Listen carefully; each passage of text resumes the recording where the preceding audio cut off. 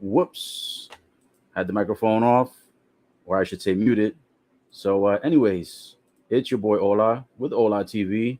What's up, you guys? This one is going to be a new edition of the AEW Dynamite today. Today is Wednesday, July 13th, 2022. And the first match, the opening match of the evening, is going to be for the TNT Championship. I'm surprised they put it this early. It's going to be Orange Cassidy, aka Orange Squeezed, versus Wardlow, who is the current TNT Championship for AEW. Both guys are already in the center of the ring. The show has already started, and Orange Cassidy starting off his match as the usual, putting his hands inside of his pockets. Wardlow takes his arms, pulls his hands out of his pockets, and ends up ripping the pockets off the jeans, literally ripping the pockets off the jeans of Orange Cassidy. So AEW Dynamite starting off with some high impact action, putting the championship as the first match. This is taking place live in Savannah, Georgia. It is an AEW debut in Savannah, Georgia, and this is being hosted by TBS. So if you have cable network, it is on TBS, so you can catch this one on standard cable. Otherwise, I'll be giving you the live commentary updates of the action, the results, and all the outcomes that occurred throughout the evening. And here we go. Orange Cassidy running from rope to rope. Jumps up, puts a Hurricane Rana on Wardlow, the champion. Wardlow rolls out of it and is back on his feet. And Orange Cassidy looking at him rather surprised that the Hurricane Rana didn't do any damage to him. By the way, guys, if you happen to notice me looking in a downward direction, I'm just basically looking at the event here on my cell phone. The one on the TV is lagging a little bit, so if you see me doing commentary looking in that direction, you already know what's up. But yeah, right now, this is the first match of the evening. It's going to be Wardlow, the TNT champion, defending his title against Orange Cassidy. Oh, and the referee has decided to throw the two guys on the outside of the ring to the back. It looks like they were caught with some type of equipment. Looks like one of them had a chainsaw. I don't know if it's real or not, but one of them had a chainsaw. Referee saw that they were looking to possibly interfere in the match, and he threw both of them out. So the two guys that came to the ring to accompany Orange Cassidy have been ejected from ringside, and now it's going to be a fair one-on-one match for the TNT Championship. You heard it here first. You heard it correct. The TNT Championship is the first match, not the last, the first match of the evening. It is Orange Cassidy, a.k.a. Orange Squeezed, going one-on-one with the TNT champion, Wardlow. And initially, Cassidy thought he was going to have the unfair advantage by bringing his two compadres, his two friends, his two partners outside to the ring. And the referee, unfortunately, decided to eject both of them. So now it's going to be a fair one-on-one match. And right now we have Cassidy and Wardlow on the outside of the ring. Bear with me here for a moment as it looks like we're having some bad weather in the area, so it's causing a little bit of a freeze up on here as well. Let me try to go ahead and use a different link that I have here so I can give you guys the play-by-play updates on this. I don't want you guys to miss it, and I damn sure don't want to miss it either. Wrong time for this stuff to start freezing up. Always has to be something anytime that we're hosting, so you know this is the usual. But anyways, it looks like it's back in action. Both guys are back in the center of the ring. Well, actually, Cassidy is laid out on the outside of the ring, and Wardlow is on the inside of the ring. Due to the fact that I had to switch to another link, I was not able to go ahead and foresee or see, I should say, what happened on the outside of the ring. But nonetheless, at least the live stream can continue because now I have the link back up and running on what I'm watching, the AEW Dynamite. So this is actually the first match. I'm surprised. the first match of the evening is actually the TNT Championship. Typically, these kind of matches are usually mid-carders or main events or co-main events. On this one, it looks like it is actually the first one. It is the first one. We've got a early comment here by Bojo88 says, saying hello. Appreciate you stopping by. Giving you a shout out. Thank you so much for tuning in. This is the AEW Dynamite event that's going on right here. I'll show you guys the background really quick. It's Wednesday, July 13th, 2022. It's being hosted in Savannah, Georgia, which is the first time in Savannah, Georgia, that AEW Dynamite is hosting. This is their first time hosting in Savannah, Georgia. So it is an AEW debut for AEW Dynamite on this Wednesday. So, and they're actually doing a lot of different new stadiums and arenas in new cities, in new different areas. So AEW is growing quite significantly, and they're growing pretty fast because a lot of people are showing them support. So that's a good thing. They're getting a lot more opportunities. So yeah, that's most of these guys are on the going to be on the show tonight. The first match, again, for those that just tuned in, is the TNT Championship. Orange Cassidy, known as Orange Squeeze, I call him Orange Squeeze, no pulp orange juice, taking it on one-on-one against Wardlow. At the moment, Wardlow right now has Orange Cassidy in the air for a vertical suplex, holding him up in the air for roughly about 10 to 15 seconds. And then instead of dropping him on the way down, he just throws him to the mat. Goes for a narcissistic pinfall where he barely covers the body, no pun intended, just kind of puts a hand on his chest. And of course, you know he's going to kick out. That's not going to be enough. So that's a 2-count fall, and the match will continue. AEW Dynamite, just letting you guys know, it just started about 10 minutes ago. So this is the first match of the evening, and we'll make sure to keep you up to date with all the matches and the results. Hopefully, the bad weather that I'm experiencing in this area will not cause any further interruptions. We got the homie, Eric Naquin, says, what's up? Freshly squeezed. Yep, that's what I call him. I call him freshly squeezed orange juice. His name is Orange Squeezed. I call him freshly squeezed orange juice. Every time I see this guy, man, it always makes me laugh when they give him the announcement. They go, freshly squeezed, or actually they say, freshly squeezed orange. I say freshly squeezed orange juice. Man, this is so funny. Some of these guys have the funniest like names, catchphrases, and gimmicks. I think AEW, to be honest, is a lot better when it comes to gimmicks, talent versus WWE. I know WWE is the bigger juggernaut of the company, but I'll be honest, AEW has a lot more talent, better matches, better gimmicks, better costumes, and better catchphrases, and also better comedy. Oof.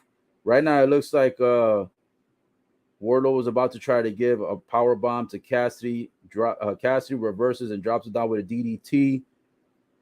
Oof, a lot of high impact. Cassidy again dropping Wardlow on his back, taking it to the TNT champion. Cassidy showing no remorse, showing why he has the contendership tonight, and showing proof that he deserves the opportunity. Will he win it, though? I don't think so. Oh, man. Wardlow picks up Cassidy, puts him up in the air, gives him an F5 lookalike move. Cassidy drops flat on his face and on his stomach. Another narcissistic pin by Wardlow, putting just one foot onto the chest of Cassidy. You know that's not going to get it done. You've got to cover him completely. And, of course, Orange Cassidy, freshly squeezed orange juice, kicks out, and the match continues. They've got a good lineup tonight for the AEW Dynamite. They've got a good trio, triple threat tag team match, not a trio. They've got Chris Jericho coming out later on to speak. They've got a few good matches lined up. And AEW Dark last night was also good as well. Wardlow going for another powerbomb again on Cassidy. Cassidy looking to reverse. A few punches to the head. Tries to get out of it by possibly doing another Hurricane Rana. Wardlow says, not this time. lifts him right back up into the air. Oh, but then Cassidy ends up connecting the Hurricane Rana. Wardlow to the outside. Cassidy flying through the ropes to the outside, lands on Wardlow, and then shoves Wardlow into the ring post. Oof, shoves him into the ring post again, 2 times, head first. Wardlow a little bit dizzy now. Cassidy throws Wardlow back into the ring, going to the third ropes. High flight, high impact. Oh, and Wardlow ends up catching him mid-air. Oh, shit. Wardlow ends up trying to pick him up. It looks like Wardlow has slammed him, but instead it ends up being an actual reversal by Cassidy. That looks like some weird type of DDT. Oof, Cassidy plants Wardlow on his back, goes for the full cover, but only gets a 2 count. Orange Cassidy, orange, freshly squeezed orange juice. So close to becoming your new TNT champ, but unfortunately, Wardlow kicks out and the match continues. Eric says Orange Cassidy has heart, but it won't be enough. And I 100% agree. I think that Cassidy is going to be a great upcoming talent. I've seen a couple of his matches. He's got good moves. The only thing is that I don't see him winning against Wardlow. Oh, shit. And the match is over. Cassidy goes up again to try to get another Hurricane Rana on Wardlow. This time, Wardlow catches him in the air. And this time, Cassidy does not get the reversal. Wardlow hits him with a power bomb, a vicious power bomb at that, goes for the 3 count fall and gets the pin successfully, and still your AEW TNT champion, Wardlow. He retains the title. Unfortunately, Cassidy did not have enough to be able to go ahead and become the new TNT champion, which of course was definitely expected. No surprises there. No surprises at all. Eric says hashtag and still. That's right, because Wardlow has successfully defended his title on AEW Dynamite, so he is still your TNT champion. A great effort, a valiant effort, but unfortunately, Cassidy, he's going to fall up short. Wardlow exiting the ring with his TNT championship, and now they're showing a quick recap at RevPro. The fight between Bastard Pack and I believe is Shiota. I actually saw that match. They had it on AEW Dark last night. That was a really good match. Of course, for those who missed AEW Dark, I did not do the live stream last night, so apologize about that. If you were looking forward to watching that, they did have it playing free on YouTube, so you could have definitely caught it on the All Elite Wrestling YouTube channel. That was a very good fight. That match lasted about 35, 40 minutes roughly. It went for a really long time. It started at roughly around 8:15 and finished close to about 8:50-ish, around there. I think actually started before that. I think it started around 8:05, honestly. So here we go. TNT champion is still going to be Wardlow. Now we're waiting for the next match to come up. I think this might be the tag team match. Let me go ahead and mute this for a second just to make sure to see who's coming out on this one. Or actually, no, it's going to be Chris Jericho coming to the ring suited up in a burgundy reddish suit, looking spiffy, getting ready to come out to the ring, possibly to talk some trash.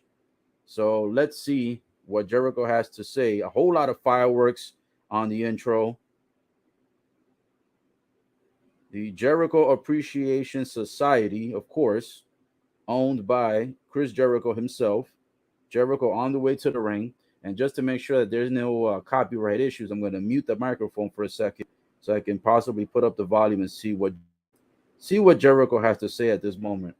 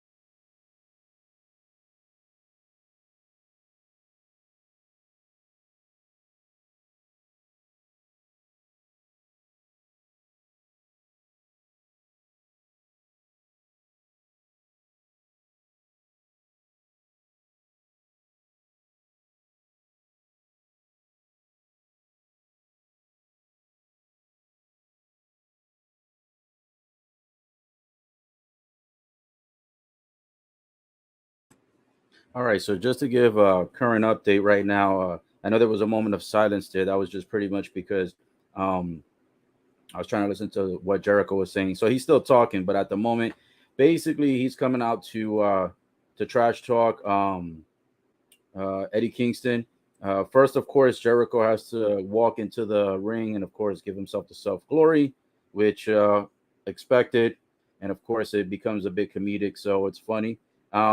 Chris Jericho says he's not coming into the ring today as the wizard or as the entertainer that you guys typically see, but he's walking into the ring as a living legend. So, yeah. And then that's how he starts off the conversation. From there, he starts talking about the barbed wire match, which, if I'm not mistaken, is going to take place next week on Wednesday, which I believe will also be on AEW Dynamite. I believe that's going to be scheduled for July the 20th. So that should be next Wednesday. And he starts going off about the match. Then he starts talking smack about how basically knowing Eddie Kingston and being around his circle is kind of like bad luck. And he says that he basically also says that Eddie Kingston needs to learn how to take care of his chicks, like AKA his girlfriends, because he says that the reason why the bad things happen to his girlfriend or significant other, etc., is because she's surrounded by the lights of Eddie Kingston himself. So basically, he's saying that even Eddie Kingston's woman is subject to bad things and bad luck just by being surrounded, by being surrounded to him. So Chris Jericho talking a lot of smack right now, talking a whole lot of shit, building up this barbed wire match, and then uh, he he then transitions over to talking about how he's experienced barbed wire at such a young age. He loves the taste of the barbed wire. He loves the pleasure of the barbed wire. Pause, no pun intended. So yeah, he mentions all that shit. And so he basically is hyping himself up. That's basically what Jericho was doing in the segment. Hyping himself up, uh, talking smack about Eddie Kingston and his significant other, and then describing how in his background and history at a very young age, he was able to experience the barbed wire. And instead of it being painful to him, he saw it more as a form of pleasure. So he's kind of trying to do the intimidation factor so that Eddie Kingston may potentially get scared, worried, fearful, or possibly even back out of the match next week that they're going to have, which is the barbed wire match. That's going to be a really good match. I hope that they don't hold back on that match. AEW typically, when it comes to matches like that, is a lot better than their competitors such as like WWE, where they're able to go and deliver to what the fans want to see and what the fans are expecting. So I think that's going to be a big match. I think that's going to be a big match next week for the AEW Dynamite show on Wednesday. So mark your calendars because more than likely you will see me here hosting it. And I'm going to give you guys the updates on that. But yeah, that barbed wire match is something I'm looking forward to. Let me see if I actually have a picture of it because they had like a flyer or some type of advertisement or something where they were showing, what was it? They were showing kind of like a promo for it. So let me see if I could find, I think I have it here somewhere. I'm going to show you guys the picture of Chris Jericho and the match that he's referring to. So let me see. Gonna load it up here so you guys can get kind of like a background look of it. So there it is right there. This is what Jericho was referring to. Um, they call it Fighter Fest. So what we're on right now is Fighter Fest week 1, and then next week is Fighter Fest week 2. I'm not too familiar what Fighter Fest really means, but that's a term that AEW is using, I guess, for some of these upcoming events. And so this one is going to be hosted in the Gas South Arena. That's going to be in Georgia as well. That's going to be in Duluth, Georgia. So it looks like that's not going to be the first time that AEW shows up to Duluth, but it will be their first time tonight showing up in Savannah, Georgia. So they've been in Georgia before in the Duluth area. They're returning back to close to that Atlanta area. But as far as the Savannah area where they're in tonight, that's one area where they typically have not been to. So tonight they did debut in Savannah. And next week will be in Duluth. So yeah, they've got tickets on sale. I don't make any money off of it. Just letting you guys know, if you happen to live in the Duluth area, next week, Wednesday, July 20, that's going to be where Chris Jericho will be fighting against Eddie Kingston in the barbed wire match, which I think personally is going to be a really good match. I'm hoping they make that actually the first match of the evening. That would be a nice way to push start and kickstart the Dynamite show. So we'll see how that goes. But yeah, that's the one. And then the one that you see here behind the background that I'm showing right now, that's the current one. That's the Savannah, Georgia one, and that's the Dynamite for tonight.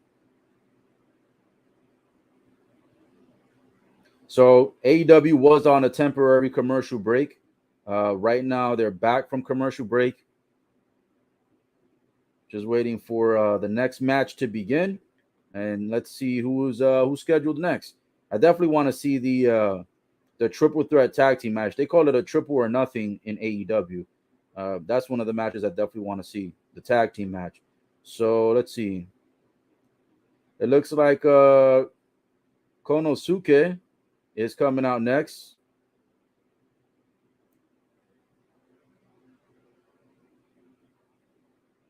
I don't know if it's pronounced Konosuke or Konosuke, but either way, he's coming out to the ring next. I forgot who it is that he's facing off, but we got him coming out next for a singles match, if I'm not mistaken. Waiting for his opponent so we can go ahead and get you the updates on this match. I think this is just a regular singles match, if I'm not mistaken. I don't think there's any titles or anything like that. This is just for competition. All right, so let's see. But again, surprised that AEW started off with the TNT Championship as their first match, and then the Chris Jericho announcement and discussion following the TNT Championship. So AEW starting off Dynamite on fire, starting it off lights out.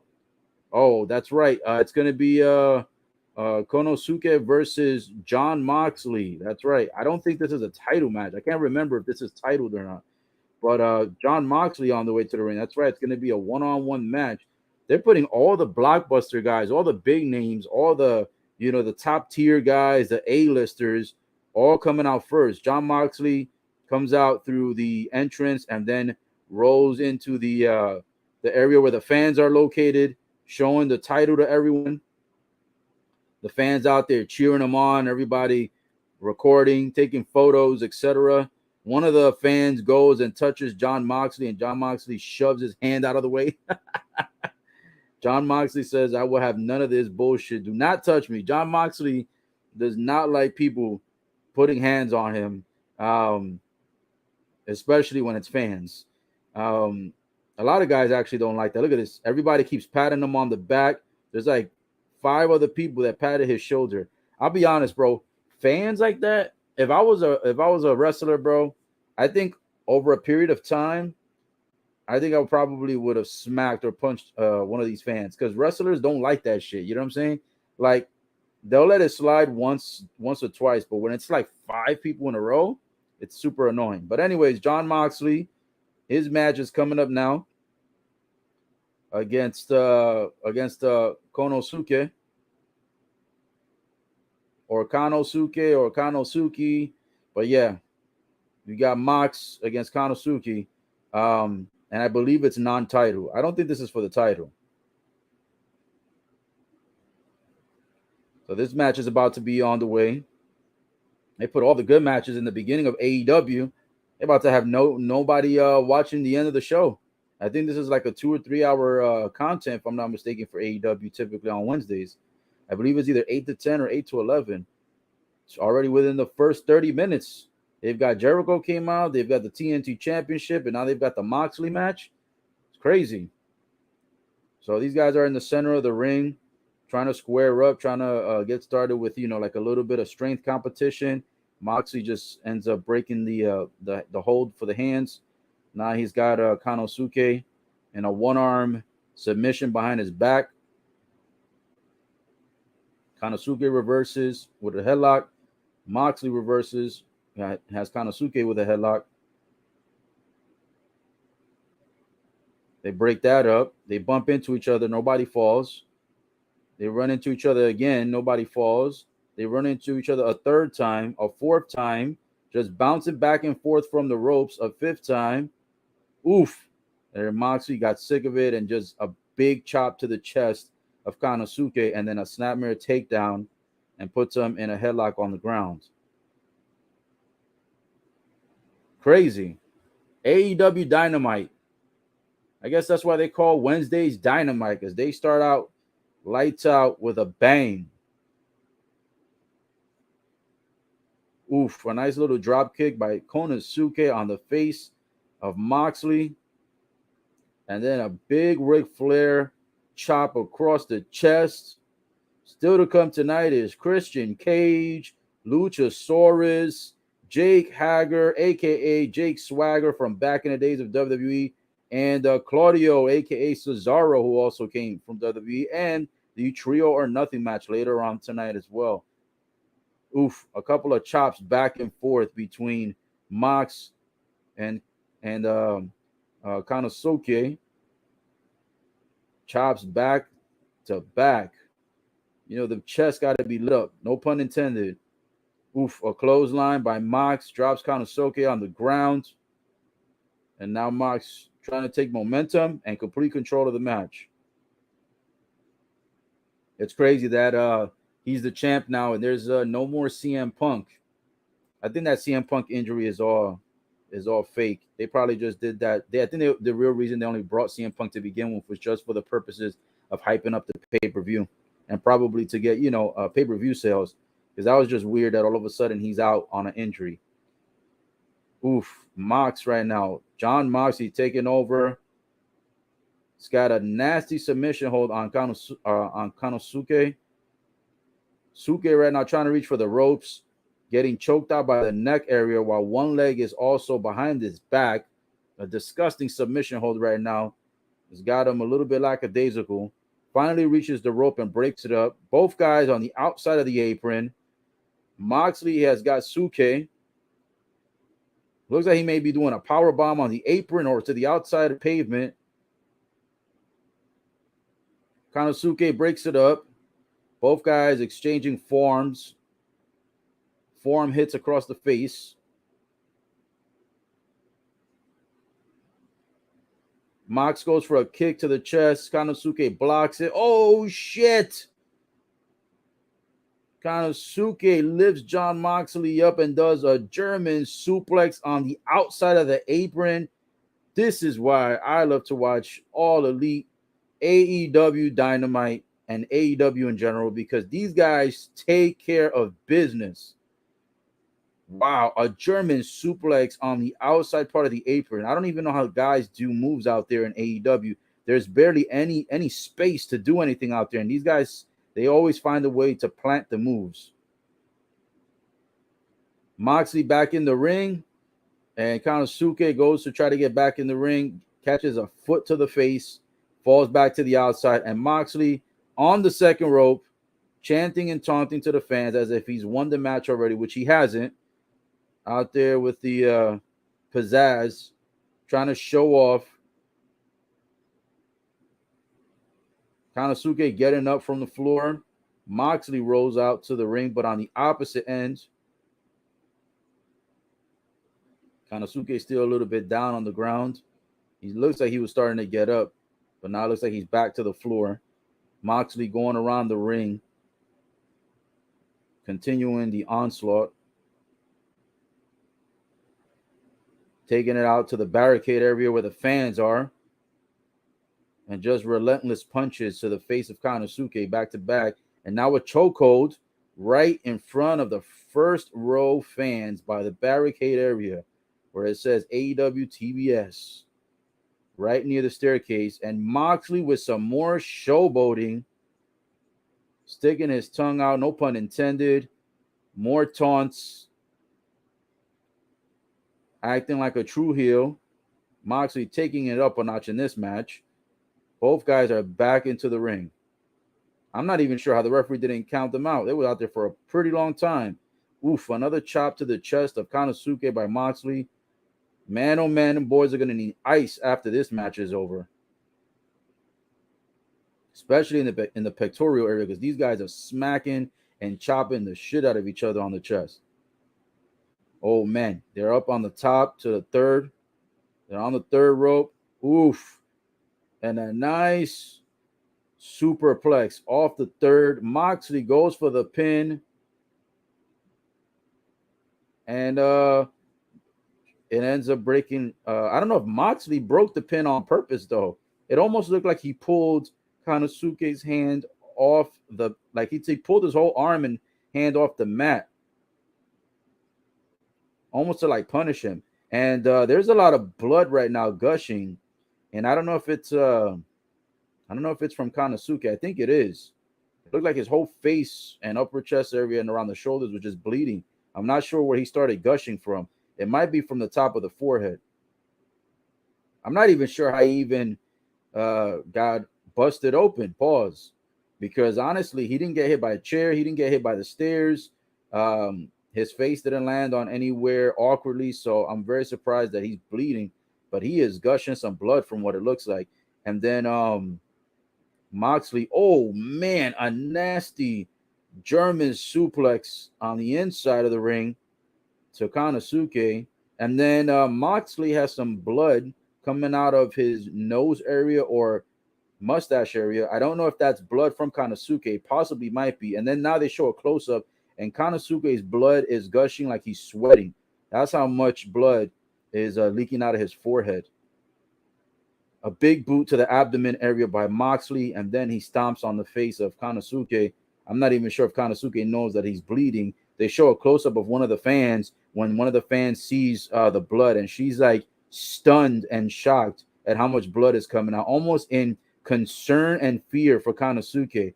Something must have happened on the corner on the outside near the barricade when he was getting choked out by Moxley that apparently might have been what caused him to be popped open on the forehead. Because to be honest, I have no idea how he just started gushing out of nowhere. Oh, both guys running around. Konosuke leaps into the air and does a somersault flip mid-range into the air, lands it on Moxley.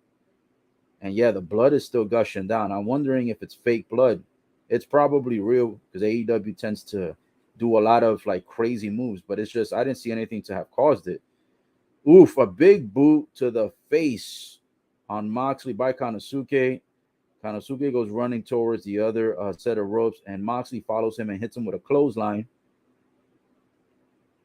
Konosuke about to be suplexed. He reverses it. He ends up going for a German. Moxley stops it, and then a brain spine buster. Holy shit.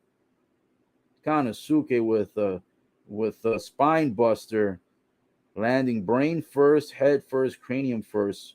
Moxley's head straight into the pavement. Goes for a 2 count. Goes for a pinfall and gets only a 2 count. Konosuke jumps. Well, I should say climbs to the third, jumps off of it, catches the knees. Moxley puts his knees up so that Konosuke could land abdomen first into the knees. Moxley then goes for a pin, just a 2 count. Now he's trying to get him in a submission hold. Looks like he was about to put him in a crossface chicken wing. Then he turns it into an arm bar. Oh shit, Konosuke in the middle of the ring. Arm bar, still bleeding, nowhere to go. The ropes are super far away. All 4 ropes are far away. Konosuke stuck in the middle of the ring. Armbar killing him.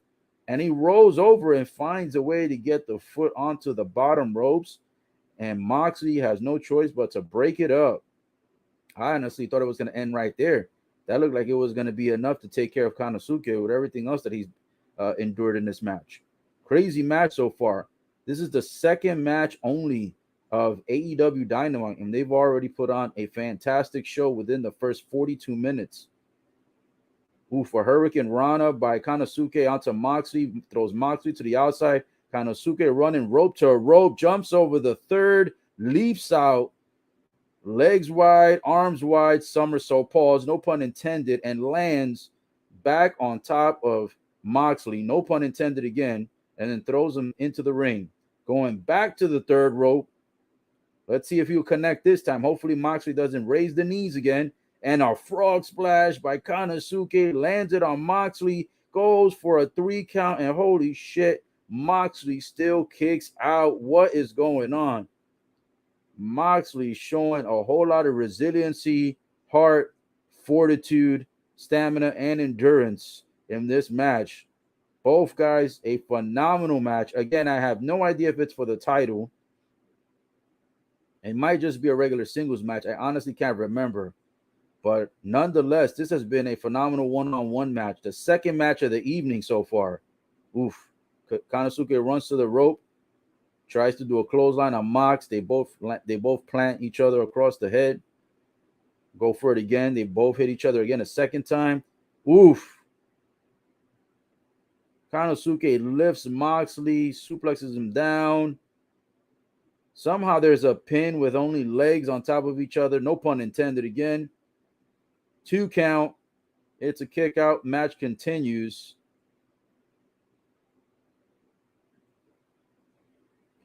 Oof. Konosuke tries to leap into the air to catch Mox across the face. Mox ends up catching Konosuke, rolls him onto the mat, starts elbowing him to the face. Oh, tries to go for a double arm DDT. Konosuke flips out of it in the air, and then a perfect plex on Moxley. Holy shit. Whoa, referee, what the fuck are you doing? Moxley didn't even kick out, and the referee paused the 3 count prior to Moxley even kicking out. Holy shit. Konosuke lands a perfect plex on Moxley. Referee goes 1, 2, goes to hit the 3, stops himself from hitting the 3, and Moxley kicked out late. Moxley actually kicked out after it should have been a 3 count. Damn, referee botched that one. Oh shit. A double arm DDT by Moxley, landing Konosuke head first into the pavement. Konosuke looking absolutely fatigued, and now Moxley putting on a tight chokehold on him. Konosuke looking like he is out of air. His face starts to cringe, and Konosuke taps out, and Moxley wins the match.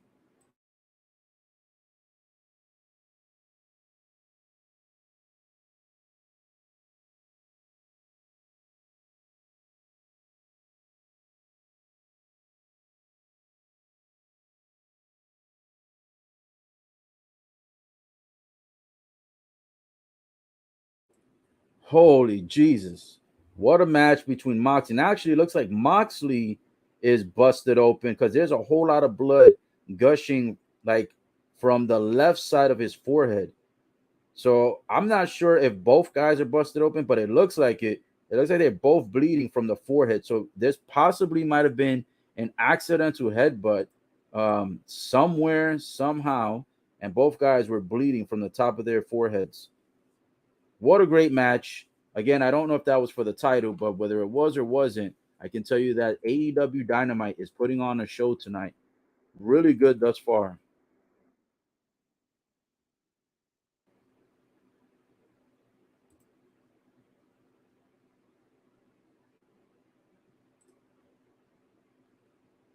Right now, they got a little segment going on. Let me go ahead and mute the microphone and see if this is anything important. I don't think it is. No, it looks like it was just a 10-second segment cut off. So that's gone. On the panel tonight, I see no Jim Ross. They've got Taz, Excalibur, and Tony on the commentators desk, the usual faces. No Jim Ross.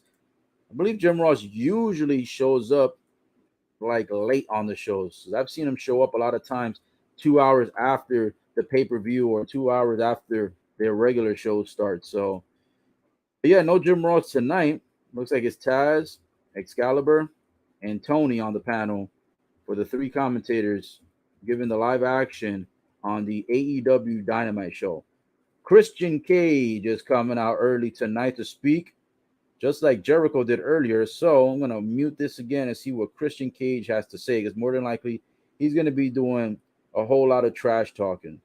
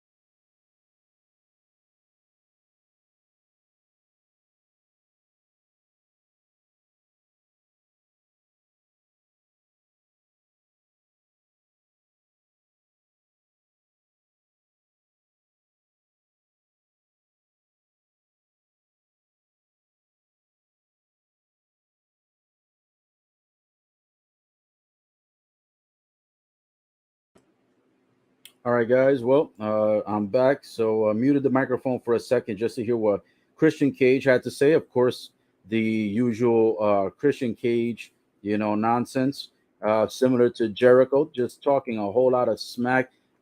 Christian Cage, very offensive on this one. He says to Brian Pillman's son, he says that if Brian Pillman basically was still alive today, um, that Pillman would be very, very appalled, upset, and disappointed in knowing that his final contribution to the wrestling business was his son, basically stating that his son is kind of like an embarrassment to the business, and therefore Brian Pillman would be ashamed to some degree, knowing that his son is in the business and disgracing the business.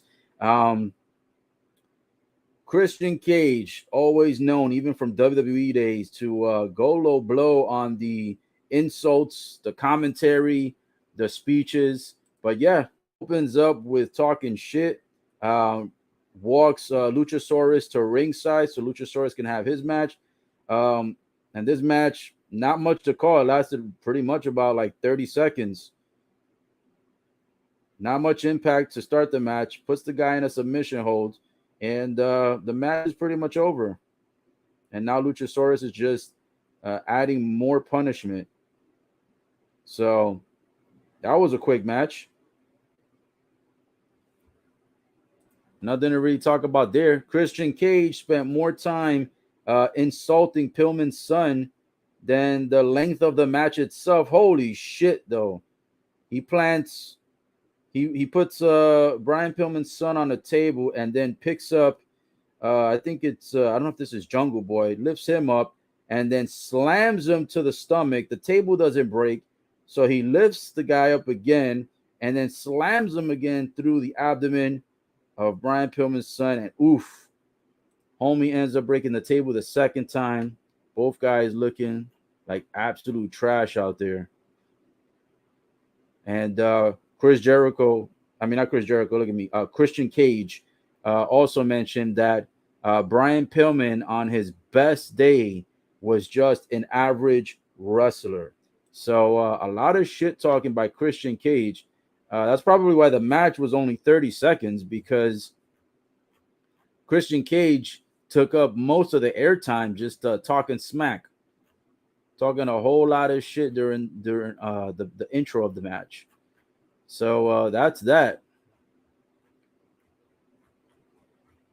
Christian Cage has always been the type of guy to never hold back his tongue, and obviously in AEW, still continuing the verbal abuse onto other wrestlers, talking so much smack right before the match. Luchasaurus did more impact and more action on the outside of the ring than he did on the actual inside of the ring during the match.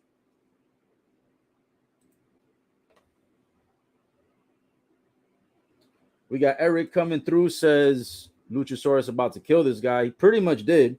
Uh, Freaking couple moves, submission, and you're done. Nothing special, nothing too much to call. Says Luchasaurus is gonna kill this poor guy. Yep. And an easy dub. Yep.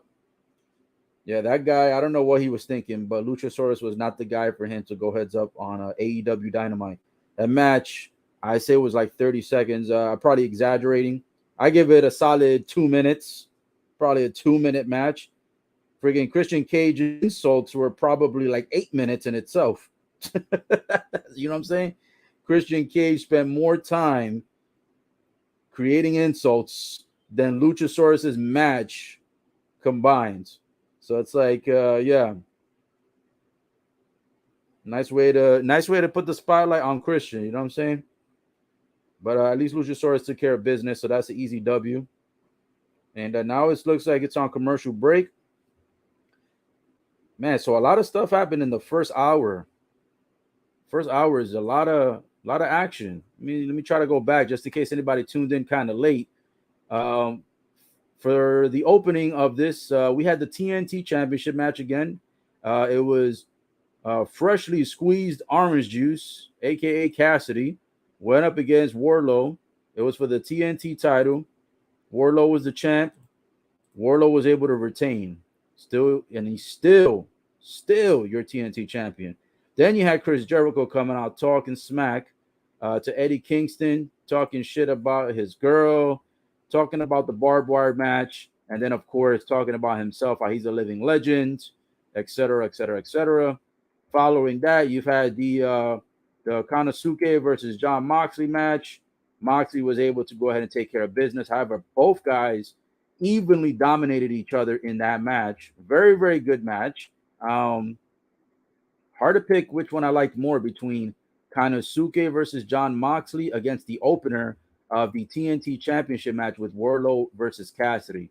Because the Wardlow versus Cassidy match to me was really good, but I think Konosuke and Moxley, that might have been like another level. So both matches really good. But yeah, the Moxley match was the second match of the night. It was the third segment of the evening. And then following that, you had a brief intermission with some commercials, and then a little quick conversation with the commentary desk with Taz, Excalibur, and Tony.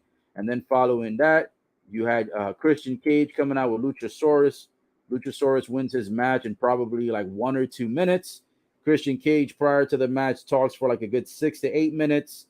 Most of the time spent was Christian Cage insulting Brian Pillman's son, insulting Brian Pillman's legacy, and just disrespecting both of them just as a human being in general, and disrespecting just their family legacy in general. I'll be honest, Brian Pillman was not a great wrestler. Christian Cage kind of hit it on the dot. Brian Pillman was pretty average. I think some of his best moments were actually against like Stone Cold in WWE when they used to have those rivalries where in real life, from what they used to say, which I don't know how factual it is, but Brian Pillman and Stone Cold Steve Austin used to hate each other in real life, just like Bret the Hitman Hart hated Shawn Michaels in real life. So I think that was like a real life, bad blood, and it used to leak into, the wrestling segments basically. So they made it like if it was fake, but some of these guys actually hate each other in real life. So yeah, he insulted Brian Pillman. Obviously, Brian Pillman passed away many, many years ago, so he's not going to be able to defend himself. And Christian Cage took the opportunity to insult the late Brian Pillman, and also insult his son, and all in one segment. Eric says that the match with Luchasaurus felt like 30 seconds. I'm gonna say 30 seconds too. I'm gonna say it was a 30-second match because honestly, as soon as I saw the bell ring, quick moves, quick submission, ding ding ding, and that was pretty much it. You know what I'm saying? It probably was 30 seconds. They probably the intro would took longer than that, and of course the speech took longer than that. All right, who we got next? Speaking of the devil, as I was saying earlier, Jim Ross is not at the commentators table, and as I stated earlier, he tends to show up like 1 to 2 hours late every single show. This is almost like religiously, dude. He does this on pay-per-views. He does this on AEW Dynamite. He does it at every opportunity he can. He never shows up on time. He's always there between 9 and 10. Usually he gets there a little bit later, around 10 p.m. But looks like tonight he's coming to the ring to join the commentary table. So it's going to be 4 guys. It's going to be the usual Taz, Excalibur, and Tony with the legend himself, Jim Ross.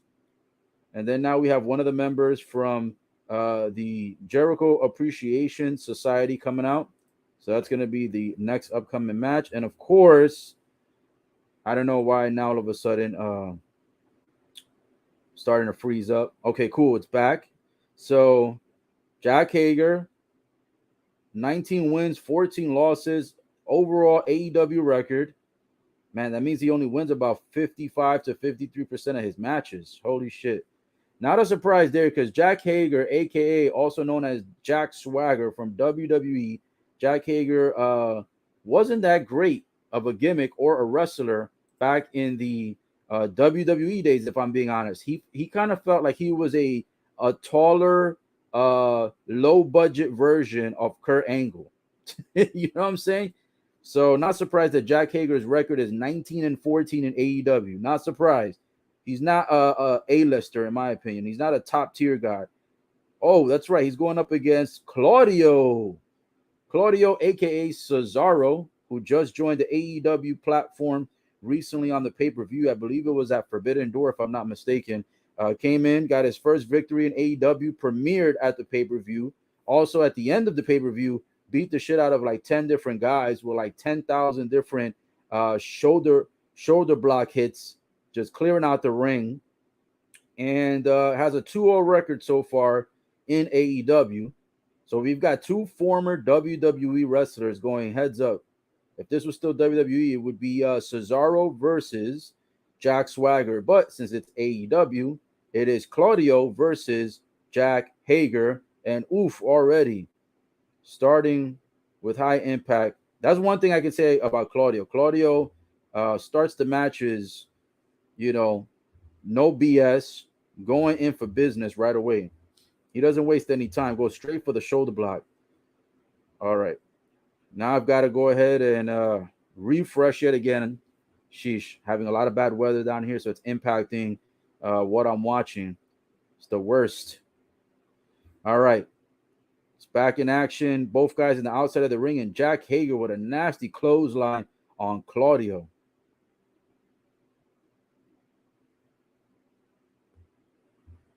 Holy sheesh. God damn. These fucking... give me a sec. These fucking links are starting to freeze up again. Might be too many people on the damn servers. See, that's why it sucks sometimes to use these shared links and stuff like that, because you start using this shit, other people find it, and then everybody's on it, and it starts freezing up. All right, trying to see if another... There it is. All right, let's hope this one is better. All right, so I missed a piece of the beginning. I'm trying to catch the rest. The guys are back in the ring. Jack Hager with a couple of hits. Oof, and then Claudio turns it around with a big shoulder block to the face. Another one. A couple of punches to the abdomen. Jack Swagger puts Claudio back into the ropes. Couple of hits. Runs to the opposite end of the ropes. Hits him with a clothesline, then runs to the other opposite end. Misses the second one. Claudio with a big forearm hit. Runs to the ropes. Boom! And a huge shoulder hit. Then drop kicks to the knee. Drops Jack Hager onto his feet. Grabs him from behind. Drops him face first to the pavement. Goes for the pinfall. And it's only going to be a 2 count. Holy moly. I think Claudio's got to be one of my favorite guys to jump onto the AEW roster, if I'm being honest. That guy, he puts 110% at every fight. He's got Jack Hager over in the corner. Couple of shots to the third rope buckle, smashing his face into the buckle relentlessly, about 8 or 9 or 10 times. And then a big chop across the chest of Jack, no pun intended. Climbing onto the third rope. He's not used to being a high flyer. Jack ends up seeing Claudio go to the top, stops him. Claudio lands on his nuts, pause. Jack lifts up Claudio and drops him down to the mat. I think these guys would be great in like a no-holds-barred match, to be honest. All right, Jack has Claudio in the corner, a couple of punches to the abdomen, and then flips him over. Overflip, shoulder suplex, catches him on the mat. Jack goes running, hops over Claudio, hits the third rope, does a splash abdomen to abdomen, goes for a quick pinfall, only gets a 2 count. Jack looking at the fans, taunting with a surprised, stupid look on his face.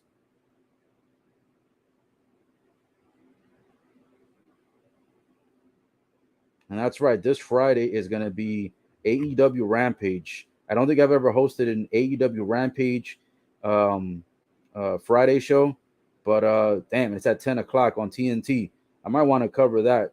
I've never seen actual the Rampage. I've seen only about 3 pay-per-views for AEW so far and a couple of their AEW Dark shows, which their Dark show last night was really good. It was supposed to, typically it's only an hour long. Yesterday it was about almost 2 hours.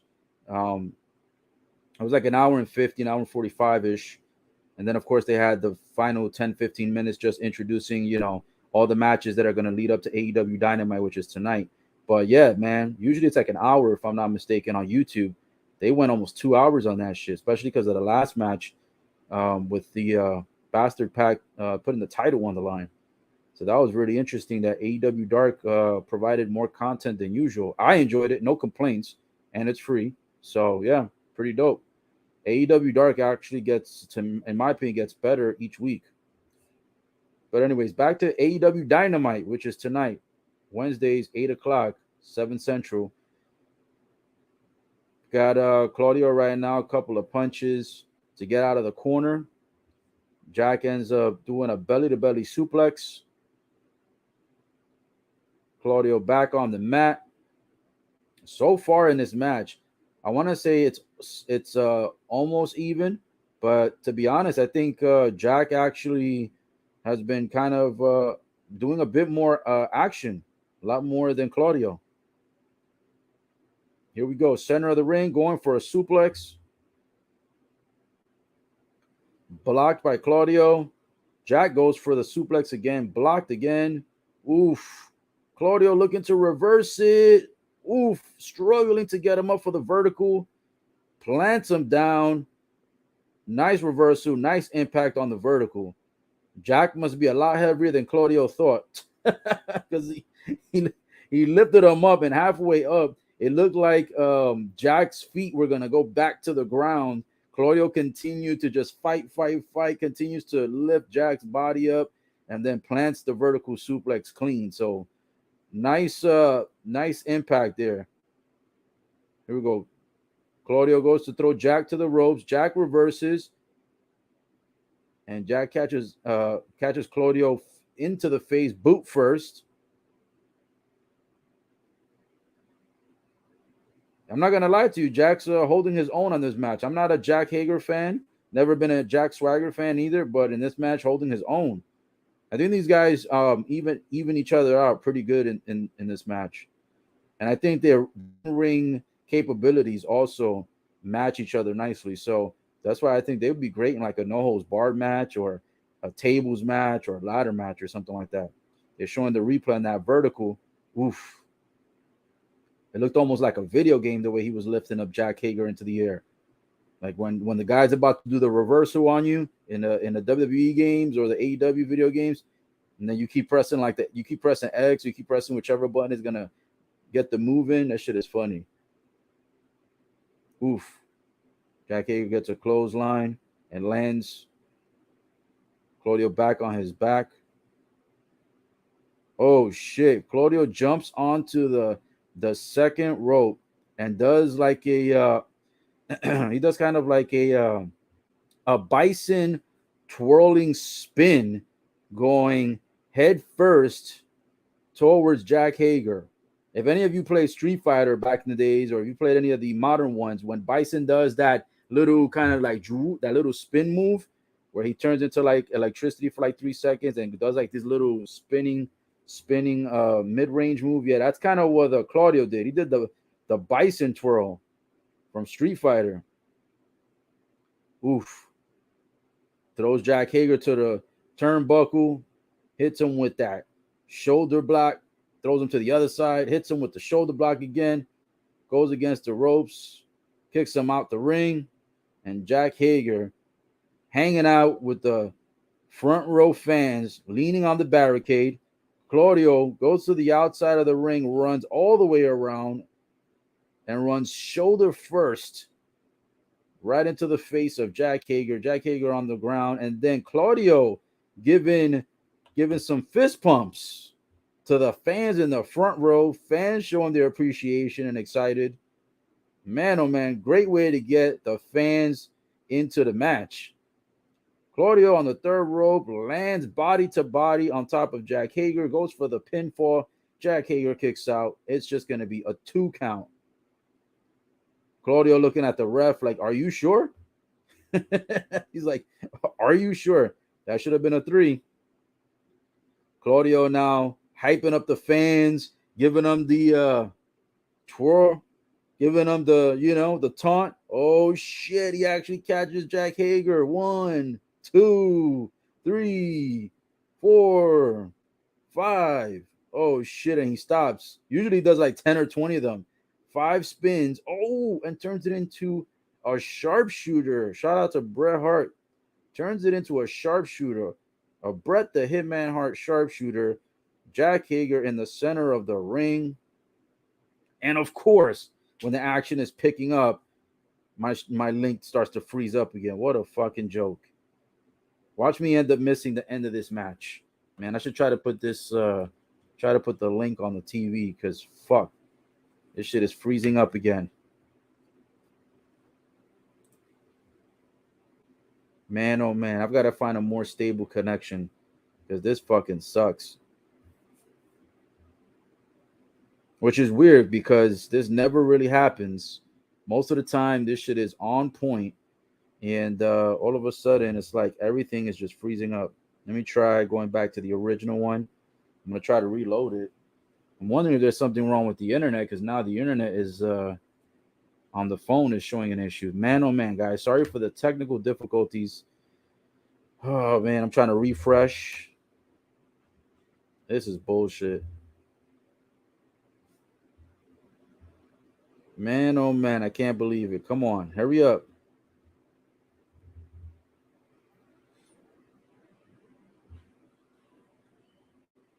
Yeah, I've got to find something more stable. Let me see if the fuck is going on right now. Damn, I'm about to miss the ending of this fucking match.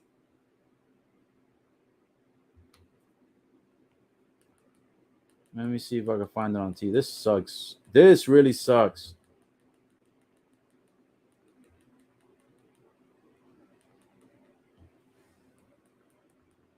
Trying to see if I can find it a different way. Man, this sucks. I can't believe it. The match going so good. The last thing that was going on was the sharpshooter, and then all of a sudden, the live feeds stopped working. No idea why.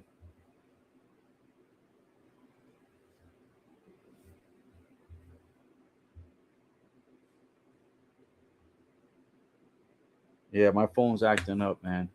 I have no idea what's going on. I don't know if it's the phone or the internet. It's hard to tell because they're both acting stupid right now. All right, let me try putting it on the TV because this little bitch doesn't want to fucking play on the phone. Oh shit. Mute this bitch. Well, I missed the ending of the match, guys, so I don't know exactly what was the result. But well, I know what the result is. It looks like Claudio won the match because he has his arm raised and he's smiling and he's in the center of the ring. So I'm gonna take it as he's the victor. I want to see if they're gonna show a replay. Damn, no replay. God damn, no replay. All right. Well, let me see if I could find the results quickly. I'm gonna try to find a different way to get the results because this stupid phone wanted to act like a little bitch. So let's see.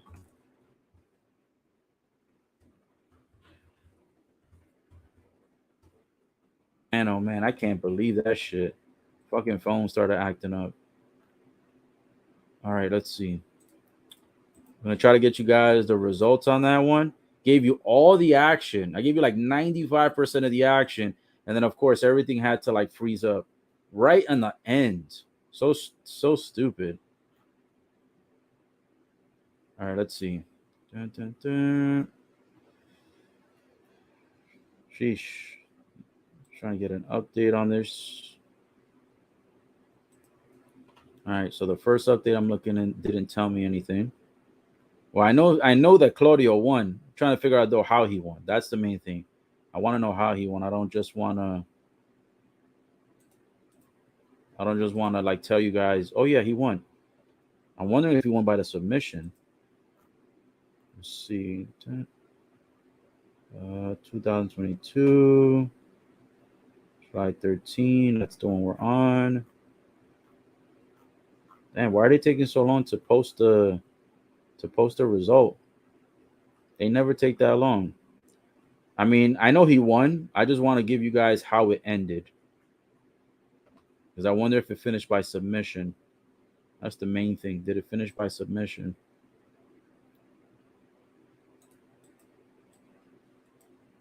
They gave the updates for all the other matches so far, but they didn't give this one yet.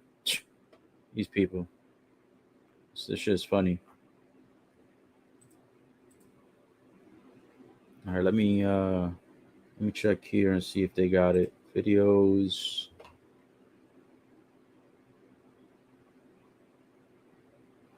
Nope, they don't even have that shit on YouTube. Man, what the hell's going on? Well, guys, I guess for that match, gonna have to just give you guys the update in a little bit because it's not even posted anywhere yet.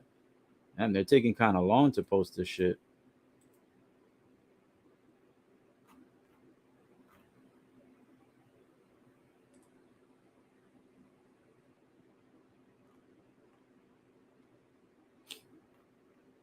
I wonder if they have it on their Twitter. Let me see if Twitter has it.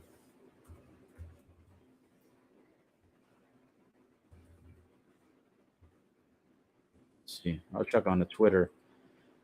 Oh man, it's crazy. We go to Twitter, go to AEW, see if AEW got anything posted. Dynamite. Let's see. Da-da-da. Oh yeah, and then they had on AEW Dark, they had the Thunder Rosa match where she put the title on the line. That was a really good match. The women's match. I don't know what the other girl's name is. It was a cute Asian girl that she was facing off against. It was Thunder Rosa putting the title on the line. Thunder Rosa, of course, retained the title. Let me see what she has to say.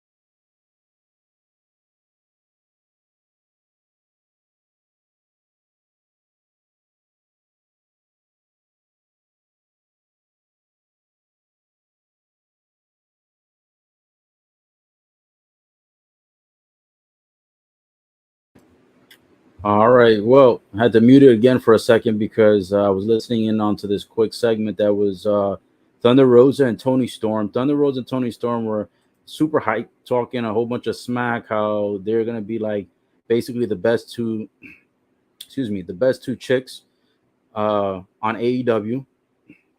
Of course, Thunder Rosa is the women's champ, and she had Tony Storm, who she faced off at the pay per view. She ended up defeating Tony Storm somehow, some way. After that defeat, they became close friends, almost like they're going to be tag team partners to some degree. And then they were interrupted by Jamie and I forgot the other girl's name, but I was gonna say Anna Jay, but I don't think that was Anna Jay. But anyways, they were interrupted.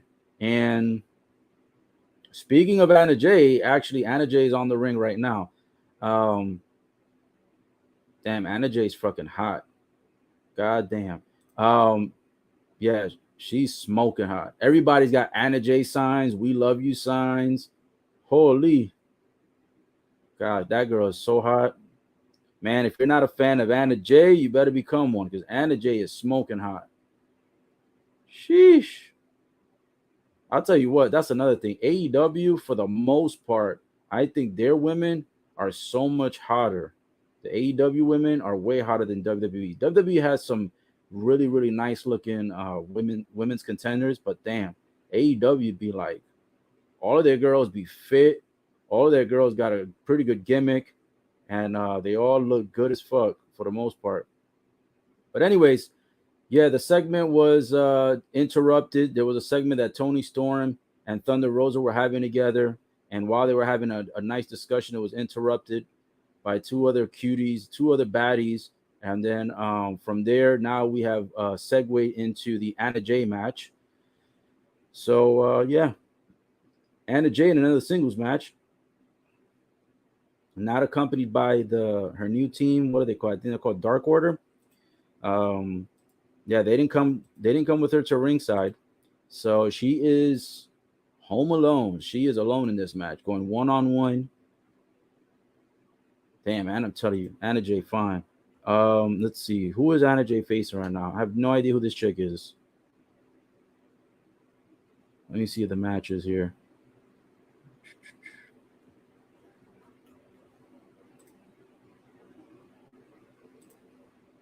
Ooh, Anna Jay right now, they got her in a submission hold. She's kind of like being choked out on the neck in like a sideways position. She breaks it up. Oof, Anna Jay puts the other chick in a chokehold. Damn, that chokehold's pretty tight. Anna Jay trying to make her tap. Oh, she got to break it up. The other girl went and touched the ropes. Anna Jay did not break the holds, kept the chokehold even while they're against the ropes, and it is broken up. Finally broken up. Swinging neck breaker by the other girl onto Anna Jay, plants Anna Jay on the mat, goes for a pin. It's only a 1 or 2 count, I believe. And Anna Jay rolls out to the outside. Man, I want to go to an AEW. I want to go to AEW Dynamite show and be front row. See Anna Jay. You know what I'm saying? Whew. Anna Jay all day, baby. Holy moly donut shot. All right, so the other chick goes like she's about to fly through the ropes, ends up stopping herself because Anna Jay moves. Now they're fighting on the outside of the ring. Man, AEW tonight has been giving a whole lot of fucking side what's it called? Like side commercials and shit while the matches are going on. And usually AEW, like they just give matches back to back to back, right? And they don't usually do like promos and commercials. But man, they keep giving like this double feature where they have like AEW on the right side, and then on the left side, in really like in a really big screen, they're showing like KFC commercials, HBO Max commercials, Walmart commercials. I'm like, bro, fuck these commercials. Now they're showing Popeyes. God damn. Now that they're getting bigger, it's like they're adding these sidebar commercials, which is taking away from the match because it's a double screen, but the screen for the commercials is larger than the screen for the AEW match. So it's like they've done that like 2 or 3 times tonight. I think they did it in the Wardlow match, and then they did it in the Claudio match, and now they're doing it in the Anna Jay match. It's like super annoying. It's like, yo, this is already the 8th commercial. Turn this shit off. Swap over to the match, bro. Right now, the women's match doesn't have a whole bunch of action going on, so not too much to really commentary on, anyways. But still, man, fuck. Get these commercials off screen. Anna Jay gets put on her back on the second rope, ends up getting planted, and she's on the ground now. Damn, what's the name of this other chick she's facing? I have no idea who this chick is. Anna Jay right now being put in a submission move. Oof. Both legs wrapped up. And she's got one knee on Anna Jay's back. Center of the ring. Oh, damn. Then she starts to pull her by the eyes, the nose, and mouth. Dang. Bro, chill out, Anna Jay. You're going to fuck Anna Jay's face up, bro. Relax. You feel me? Out here about to mess Anna Jay's face up. Now they got Anna Jay in the center of the ring. Both arms wrapped around her neck on a submission chokehold with a knee on her back. And I have no idea who this other chick is at all. Oh, now they're standing up. Anna Jay's arms get wrapped around her chest. And she gets planted on her back, knees into her back. Finally, man, after like 15 commercials, they finally take off the double feature, double screen shit. Now we can actually watch the women's match. Anna Jay getting some momentum. Couple of elbows into the chest of her opponent. Runs to the ropes. Leaps into the air. Drags her opponent by the neck. Plants her on her head. Oof. Anna Jay running to the corner with a big leg. Hits her opponent right across the face. And then a nice little, almost looked like it was a version of like a German suplex.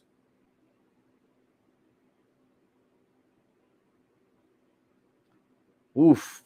Chokehold planted back on in the center of the ring. It's broken up. Her opponent ends up sliding out, grabs her two arms, puts the two legs on top of Anna Jay's legs for the pin. Anna Jay kicks out. Oof.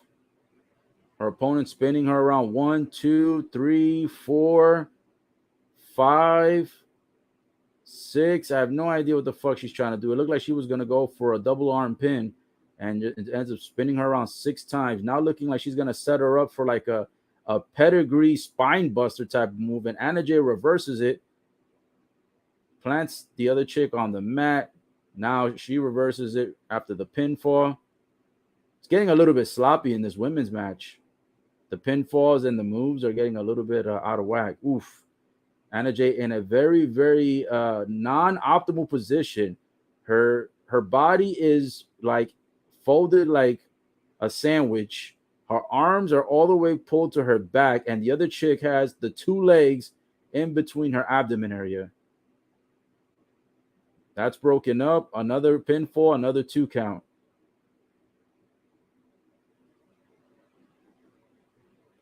Swinging Anna Jay. Anna Jay reverses. Oof, a nice leg. Big boot to the face of her opponent. Again, I don't know the other chick's name. Anna Jay gets thrown to the turnbuckle. Oof. One leg snapmare takedown. Anna's grabbing onto her knee. Oh, shit. Anna Jay with a reversal and plants her opponent in a crossface chicken wing chokehold. Holy shit, nowhere to go. The ropes are far away. Anna Jay losing the grip. Still has the submission on the neck area, but lost the grip on the leg area. Both girls are standing up. Oof. And a one-arm takedown by her opponent.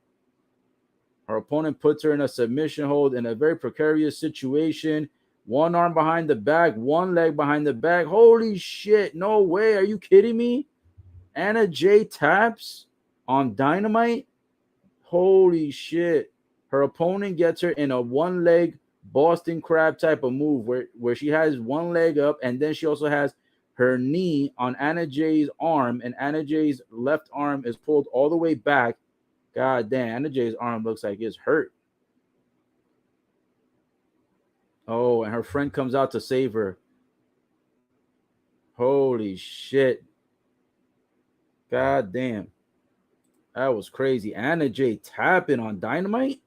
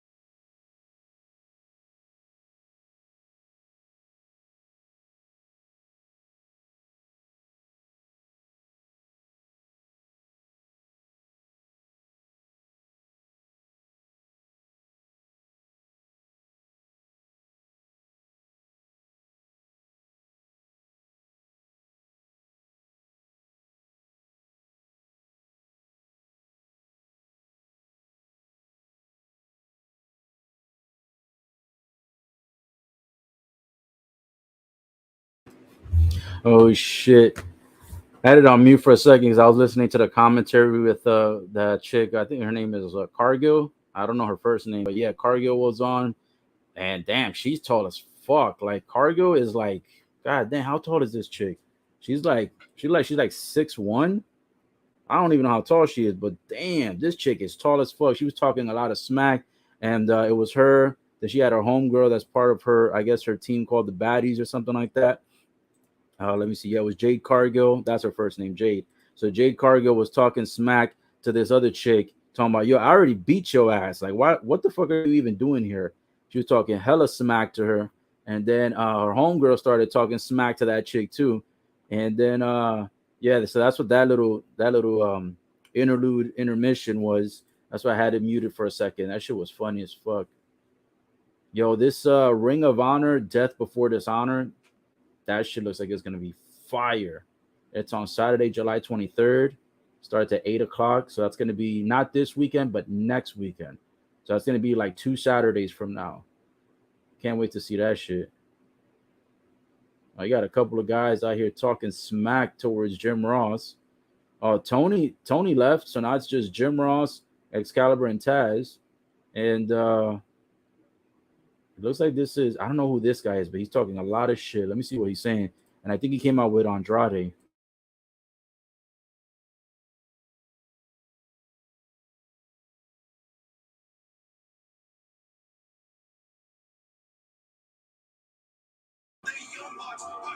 It looks like that was I think that's Shane Lethal. I think is this guy's name. Shane Lethal came out to talk a whole bunch of smack too. Man, they got a whole bunch of smack talking going on right now. But yeah, it looks like Shane Lethal came out, and I think it was with Andrade was with him and some other guy, and he was basically coming out talking shit that he's gonna beat. I think he's the one that's facing Samoa Joe at the Ring of Honor pay per view, if I'm not mistaken. So he came out just to talk a whole bunch of smack, even though Samoa Joe's not at ringside. Samoa Joe is not at the commentary table. Samoa Joe is not even having a match at the moment. He just came out to talk smack, just to talk the smack. You know what I'm saying? But yeah, that was funny. Damn, I'm still surprised that Anna Jay tapped the fuck out on AEW. Holy moly! I think every time that I've seen Anna Jay have a match, she's pretty much won every single match. I don't recall I don't recall Anna Jay losing. Not saying that she's never lost in AEW, but I'm just saying I've never recalled her losing when I've watched, to my knowledge, or maybe I just don't even be paying attention to her results because she's so fine. But yeah, that's crazy. Somebody put on a they put on a feed. They said it feels like an old Raw or SmackDown match with these two. Let me share this real quick because they got a commercial break right now going on. Let me show you this. This was back for the match that occurred not too long ago. The Claudio versus what's it called? Claudio versus Jack Hager. Oh, and actually, let me see something. I'm trying to see if this is the recap. Trying to see what's the actual. See, I'm trying to see if AEW Twitter can give us also the final result of that Claudio versus Jack Hager. Man, I'm so upset that that shit did not that my stuff froze because now I feel like for that match couldn't give you guys exactly what I wanted to. Let me see. Oh, let me see. This is the women's right here.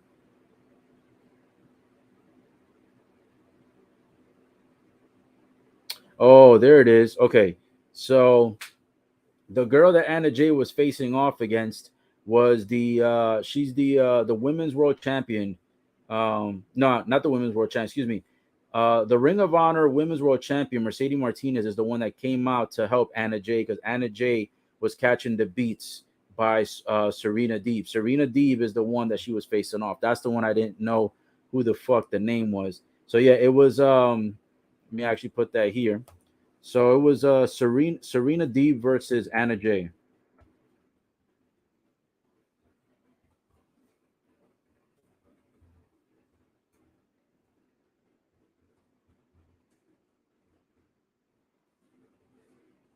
Yep. So that was the match: Serena D versus Anna Jay.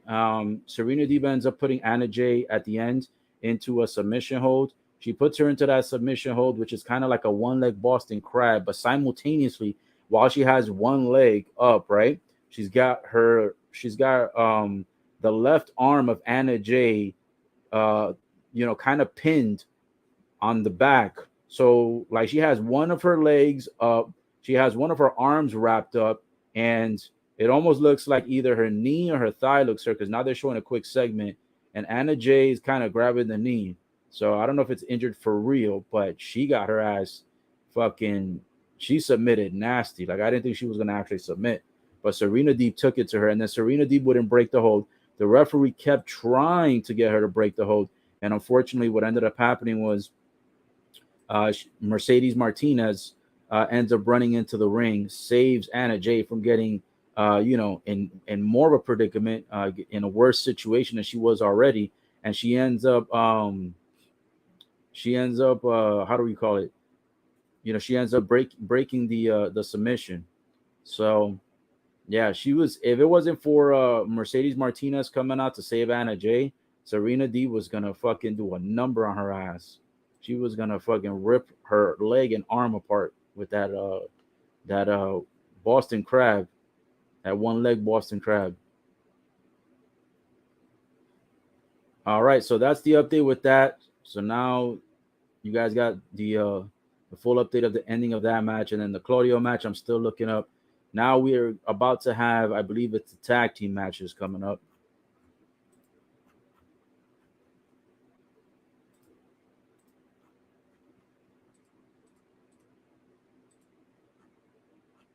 Let me see what's Jade Cargill's height because I'm curious. Oh, she's 5'10".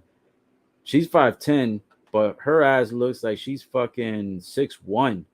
That was the other thing I was trying to figure out. What is Jade Cargill's height? Because damn, she's tall. She is tall as shit. All right, this one, yeah, I think this might be the triple or nothing tag team match coming up. Let me see. I really thought Anna Jay was gonna beat Serena Deeb because she was at first she was getting beat up, but she was getting her ass kicked by Serena Deeb. But then Anna Jay started turning it around and was kicking Serena Deeb's ass for a while, and then all of a sudden it's like fuck, Anna Jay taps out. Granted, that submission hold was put on pretty tight though, but yeah, man, that shit was it was a good match between Anna Jay and Serena Deeb. They should have them face off in like a what you call it in like a submission, a ultimate submission match. That would be fucking dope. I don't know if AEW has ever had an ultimate submission match or not, but that would be dope if they did against Serena Deeb and Anna Jay, an ultimate submission match similar to like the matches that Kurt Angle used to have. All right, yep, it looks like it's the triple or nothing match. It's actually what's it called? It's a triple or nothing match. Keith Lee is in it. I don't know why WWE released Keith Lee to be honest. He has a good amount of star power, and he is one of those guys that definitely you can if you build him right, you can get him to the top. Let me see what we have here. Trying to see who are all the contenders in this one. It's a lot of guys coming out. They've got Keith Lee came out with his partner. You've got the tag champs coming out. Let me see. Are these the Ring of Honor champs? Let's see.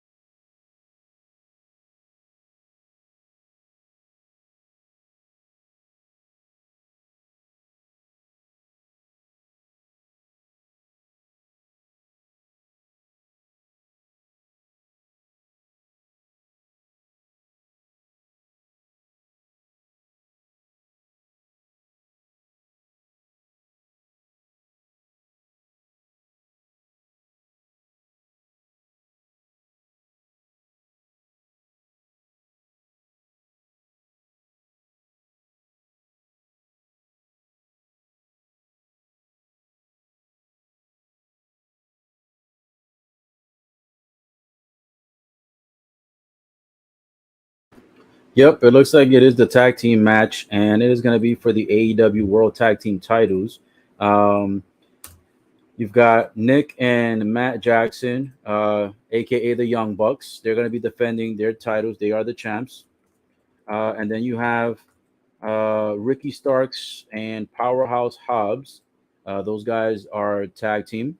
And then you got Keith Lee, and I forgot the name of his partner, but that's the other tag team. So those are the six guys that are in the ring. I'm trying to see what is this guy's name? Well, Keith Lee starting off the match. Oof, Keith Lee with a jumping roundhouse kick in the air. The agility of the big guy. Holy shit. You over here surprising the Young Bucks? Oh shit.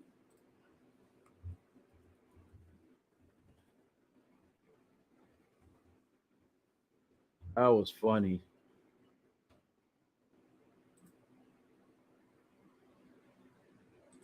All right, in this match we've got right now Keith Lee's partner facing off with against one of the Young Bucks. He jumps over to the third rope, tries to do a one-arm takedown. Keith Lee's partner ends up reversing it. Both guys jumping off the rope, spinning all around. There's a whole lot of luchador action going on in this match right now. A boot to the face. Oof. Both guys end up going after each other to the outside. Both guys land on the outside of the mat. Both guys end up catching each other in a drop kick. A whole lot of high impact action. This is crazy. Yo, this is a good way to start the match. One arm takedown.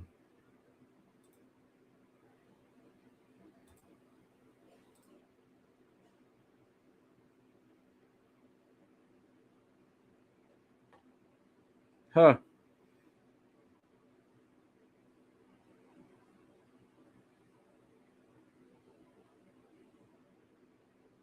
All right, looks like Starks jumps in. He's got tagged in. He goes after one of the Young Bucks. Holy shit. Two guys are doing the Undertaker walk on the ropes while the other two guys are being held by their arms. The two guys that are on the ropes are arguing with each other. Oof. And both of them get planted on the third ropes.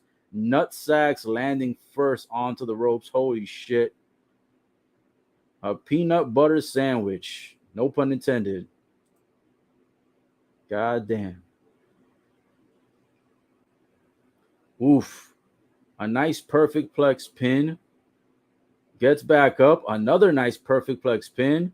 Goes for a third one. Holy shit! Is he gonna go for a fourth one? Oh, a double perfect plex. Damn, they got them that boy out there strong. Boy from the Young Bucks. Oh, Keith Lee tagged back in. He tries to run. One of the guys from the Young Bucks tries to run into Keith Lee and tries to run into Hobbs. They're like, "What the fuck are you doing?" Oh man, Hobbs and Keith Lee working together, even though they're not on the same tag team. Lift them up, give them a tag team suplex. Oh shit! All the guys are in the ring now. Everybody's going crazy. Referee trying to gain some composure in this match. Keith Lee throws both guys over. He threw over Starks and one of the guys from the Young Bucks. That's a whole lot of shit going on in this match. Ricky Starks got thrown over by Keith Lee simultaneously while Keith Lee was also throwing over one of the Young Bucks guys. Both of those guys rolled out of the ring. Oof. Keith Lee, the big chop, two-handed chop to the other Young Buck. I don't know. I don't know which one's Matt and which one's Nikki, aka Nicholas. Keith Lee and his tag partner gaining all the momentum. Everybody else is outside of the ring. Tag team titles on the line. The champs don't even need to lose this match to win. They don't need to lose this match in order to lose the titles. Keith Lee gets kicked out of the ring. His partner is on the mat. One of the Young Bucks is in the ring getting ready to go heads up against him. Both guys over from Starks and Hobbs' team are back on the aprons. Starks tags himself in. Then he tags his partner Hobbs in. Then they do a tag team combo move where Starks flips over Keith Lee's tag partner and then his back lands on the knee of Hobbs. Starks and Hobbs working right now as a great tag team. Hobbs goes and throws the opponent towards his partner's direction, and Starks catches him with a drop kick. Starks and Hobbs now have all the momentum in the match.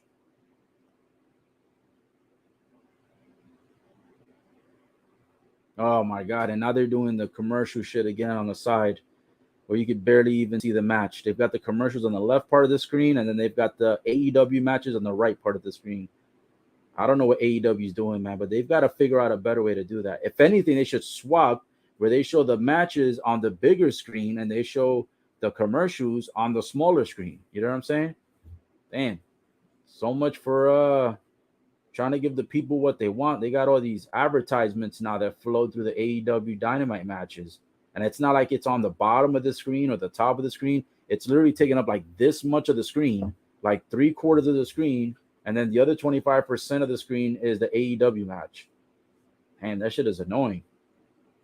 Starks tags in his partner, Hobbs. Hobbs taking it to Keith Lee's partner. I don't know this guy's name either. I'm going to have to study up on these guys. I think it's this guy right here. This guy right here in the picture. If you're looking at the picture right here, it's this guy in the red jacket, if I'm not mistaken. This is the triple or nothing match. AEW titles are on the line. The AEW tag team titles are on the line. All right, let me see something here, because these commercials are killing me. They're actually these commercials are killing everybody, to be honest, because it don't make no sense how they're doing this.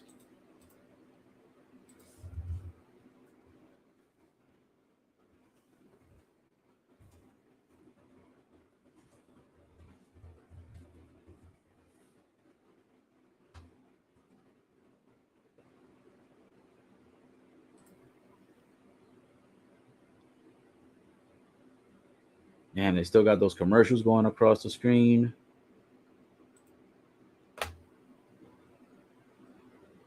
It's hard to even see the match, man.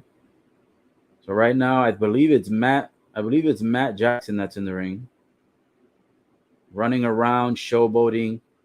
Ricky Starks tries to get into the ring, and unfortunately, the referee caught him, throws him back.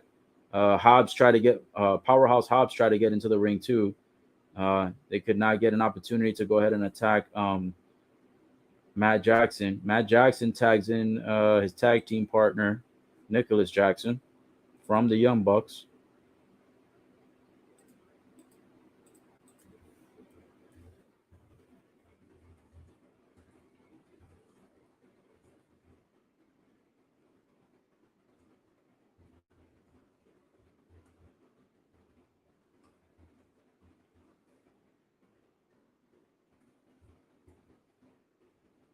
Keith Lee back in the ring, running everybody's ass over. Everybody's in the ring trying to get a piece, and Keith Lee just running through everybody right now. Oof. Keith Lee ends up running towards Nick Jackson, then he runs towards Matt Jackson, then he runs towards Ricky Starks.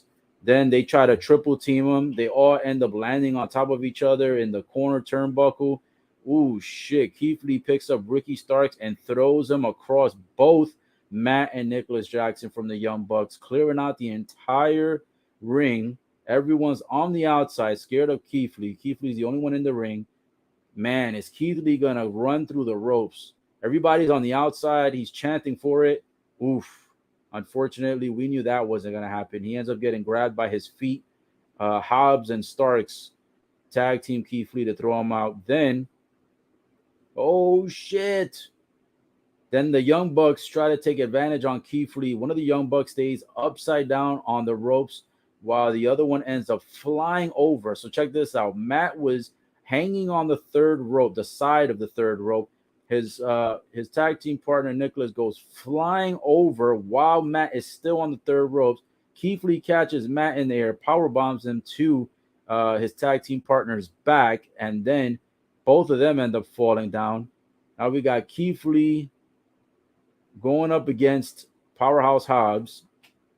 Look at this. This is going to be a showdown. Two big giants in the center of the ring.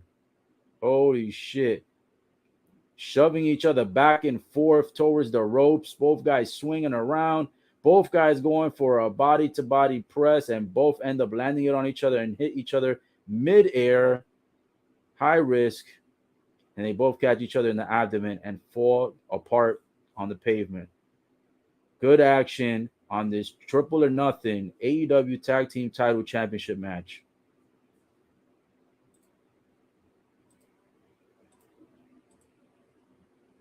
Holy shit. Keith Lee going up to the top ropes, pulling Hobbs to the top ropes. Bro, these ropes are going to fucking break. This ring is going to collapse.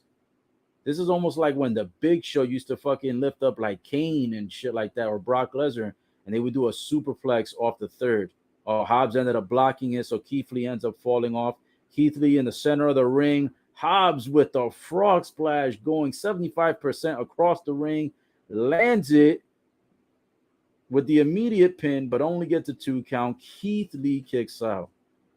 Holy shit.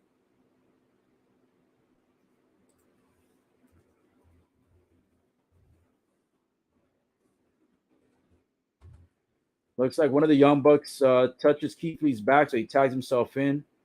Looks like Nicholas tags himself back in. Hobbs tags in his partner, Ricky Starks.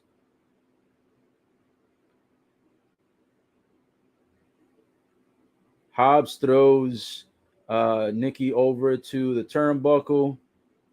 Ricky tries to go after him. He kicks Starks in the face, but then Hobbs ends up picking up Nikki over to the third. Oh shit, Ricky Starks doing the Undertaker move where he walks across the third rope and then jumps off, planting an RKO version or an RKO type move onto Nikki from the Young Bucks while Nikki was on the shoulders of Hobbs. Hobbs had, just to paint the picture better for you, Hobbs had he had Nikki like on top of his shoulders, and his partner Starks ends up going to the third rope, holds onto Nikki's arm, jumps forward and grabs the face of Nikki from the Young Bucks, plants him onto the mat in an RKO style, while simultaneously Hobbs brings Nikki down as well. So very hard to describe. It was like a tag team move where they had like 2 or 3 moves going on at once within that same one move. Oof, Keith Lee now catching a bunch of super kicks by the Young Bucks in the face. Starks is back in the ring. Keith Lee's partner is on the ground, passed out. Keith Lee pumping up like Hulk Hogan. Oh shit, Keith Lee catches a triple super kick by the Young Bucks and by Ricky Starks. Ricky Starks and the Young Bucks end up taunting, flexing, and posing the muscles for the fans. And then the Young Bucks, after they do a triple kick with Starks onto Keith Lee, they do a double super kick to Starks, knock out Starks. Then they do a super kick over to Hobbs. Hobbs gets knocked out. Then Nick comes out, goes to the outside of the ring, throws the title inside of the ring. And I think he's telling Matt, he's like, yo, let's get the hell out of here with these titles before we end up losing. Holy shit. A big time super kick by Ricky Starks across the face of Matt. Oh man, Starks was about to use the title. The referee is also knocked out in the corner. Bodies are everywhere. Keith Lee's tag team partner picking up one of the titles.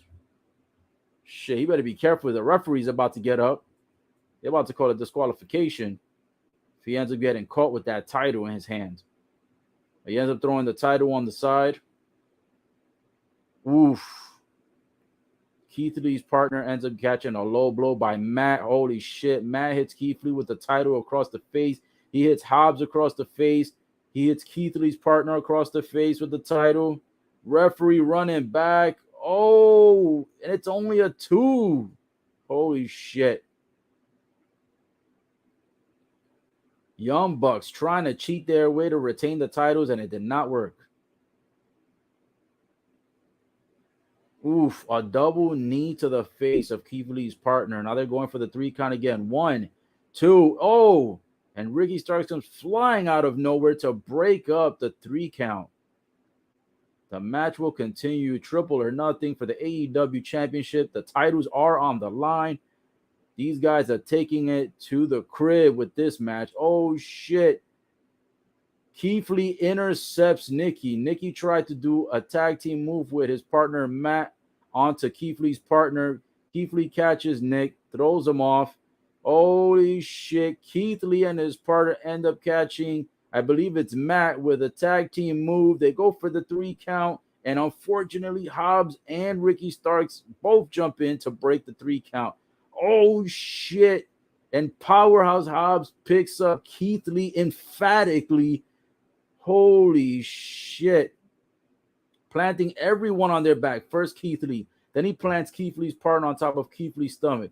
Then he plants both of the Young Bucks on top of Keith Lee's stomach. Holy shit. Powerhouse Hobbs showing he's got all the power, all the strength, and showing why he has that name, Powerhouse. Holy shit. This guy, nothing but brute strength. And let me tell you, Keith Lee is not one easy dude to pick up. He picked Keith Lee's ass up into the air, no pun intended, and planted him nasty in the center of the ring on his back. Oh, shit. Ricky Starks trying to go and steal the match with a quick pin. It's broken up. Now he's trying to get, I don't know if he's trying to get like a dominator move or what he's trying to do on this guy. It ends up broken up. Keith Lee's partner is in the ring. Holy shit. Catches a nasty spear by Ricky Starks. Goes for the pin. Oh, and it's broken up by the Young Bucks. Holy shit. Oh, Matt goes for a kick. Keith Lee blocks it. Oh, Keith Lee took the shoe off and smacks both of the Young Bucks in the face with Matt's shoe. Holy shit. Oh, Keith Lee catches. Holy crap. Keith Lee catches Powerhouse Hobbs. It does a belly-to-belly suplex where Powerhouse Hobbs ends up flying over the third rope and lands to the outside pavement. Only guys left in the ring are Ricky. Looks like it's Ricky Starks and Keith Lee. Holy shit, what a match. The triple or nothing. AEW titles on the line. This has been one good-ass match. Unbelievable. Holy shit, Keith Lee's on the apron on the outside. His partner bounces off the third rope, lands on the chest of Keith Lee, does a backwards flip, and knocks out the Young Bucks and Powerhouse Hobbs at the same time. You don't get this kind of action in WWE. Holy shit, Ricky Starks was about to go flying over the third ropes to land on everyone who's on the outside. Keith Lee absolutely kills him, lands face to face. Holy shit, then Keith Lee ends up flying over the third fucking rope and knocks everybody out. How the fuck did Keith Lee go flying over the third rope like that? Dude, he's a massive dude. Pause, no pun intended, but Keith Lee goes flying over the third rope for a backwards flip, lands on top of the competition. His partner ends up, holy shit, his partner, Swerve Confident, ends up going to the third rope, lands 2 feet onto the face and chest of Ricky Starks. Ricky Starks gets pinned, and guess what? You have new AEW Tag Team Champions. Swerve in the Glory is your new Tag Team Champions. Let's fucking go. Holy shit. High impact by both guys. You had Keith Lee running from rope to rope, flies over the third, lands with a flip on top of everyone to the outside of the ring. I have no idea how he did that move. He did the Undertaker move, flying over the third rope, lands with no problem, no injuries, took out all the competition.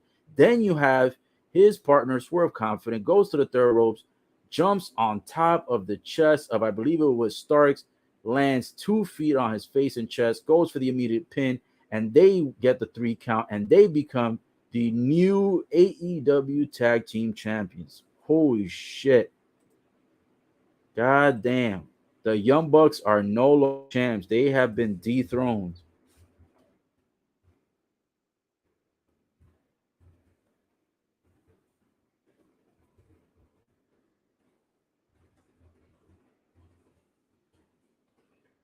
Holy shit. New AEW champions.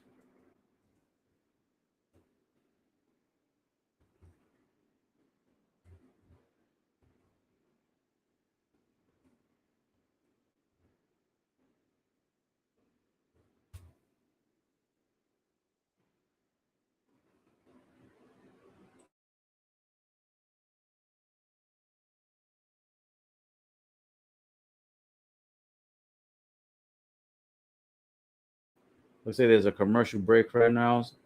Woo! Unbelievable match.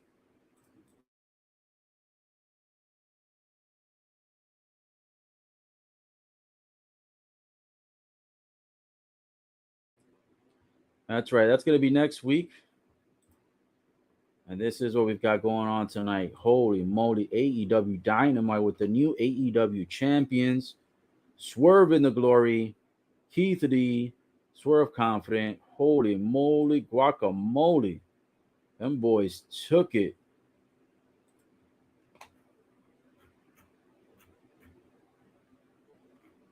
Damn, that is crazy.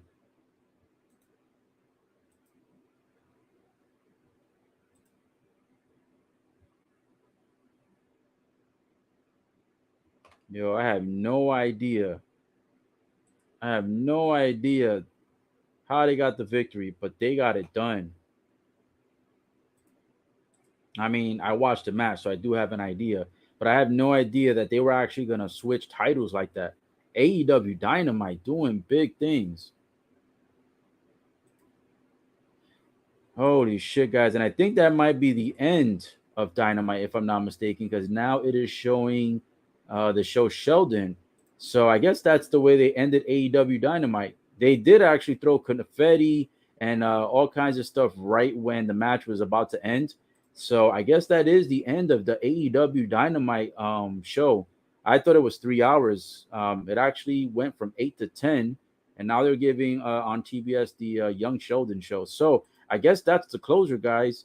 AEW, phenomenal Wednesday show tonight. Man, oh man, every match, every segment, absolutely phenomenal. High impact, great wrestling. Can't believe they actually ended AEW though with new tag team champions. New AEW champs are Swerve in the Glory.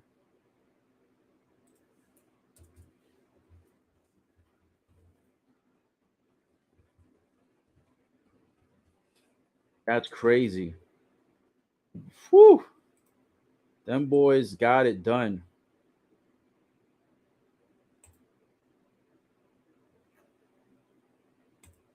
Well, guys, that is going to be closing it out for tonight. AEW, that's what it was. If you guys missed anything, go ahead and catch the recap on YouTube and Facebook. This was also hosted on Twitch, but I don't believe Twitch is going to go ahead and save it. I don't believe they save past recordings. So if you want to catch the recap, it'll be available on YouTube and Facebook. On YouTube, it's going to be youtube.com/Ola TV. And Facebook, it'll be Best Coach in the Biz. That's going to pretty much call it for tonight, guys. I want to thank you so much for everybody that tuned in. Thank you so much for my usual fan that shows up at my Twitch. You're always greatly appreciated. To this day, I'm not sure who you are, but thank you so much because you watch all my videos, whether it's UFC, whether it's AEW, whether it's crypto, whatever it is. I appreciate you. The person that watches me all the time, you know who you are. You watch me all the time on Twitch. I gladly appreciate you. And for anybody who watches me on YouTube and Facebook, thank you so much for that. And shout out again to Eric, who tuned in earlier in the show. He's one of my good friends, one of my homies. Thank you so much also for Bojo88, who showed up earlier in the show. And thank you to everyone also who showed up on Raw last few days, watching the recaps, and also for all the people that were on the live stream as well when I hosted Monday Night Raw 2 days ago. So that's gonna wrap it up, guys. I don't think there's anything that's gonna be going on Thursday night, so I believe I won't be doing a live stream for tomorrow. However, you may see me doing a live stream for Friday because that's when AEW Rampage is going to be on, and that's also when SmackDown is usually on. But I think I'm going to tune in to AEW Rampage instead of SmackDown because, to be honest, um, I'm starting to like the AEW content a lot more than WWE, but we'll see how it works out. But yeah, guys, either way, I should be back live streaming on Friday. So thank you for your time. Stay safe. God bless as always. And I will catch you on the next broadcast. Good night.